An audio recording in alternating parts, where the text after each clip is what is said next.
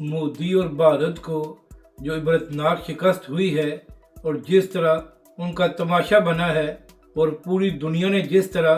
पाक फ़ज़ाइया की ताकत को तस्लीम किया है, तो ये बात मोदी हुकूमत से हज़म नहीं हो रही।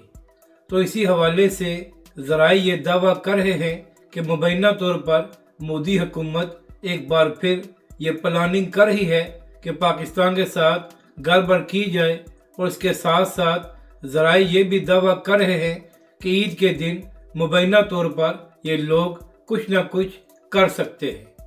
तो बस बताना ये है कि 10 मई को जो पाक फ़ौज और पाक फ़ज़ाइया ने आपको जवाब दिया था वो सिर्फ एक ट्रेलर था, और अब की बार आपने पाकिस्तान से पंगा लिया तो पाकिस्तान की जानिब से ऐसा जवाब दिया जाएगा कि आपकी नस्लें याद रखेंगी और आइंदा आप पाकिस्तान के साथ पंगा करने की हिम्मत नहीं करेंगे।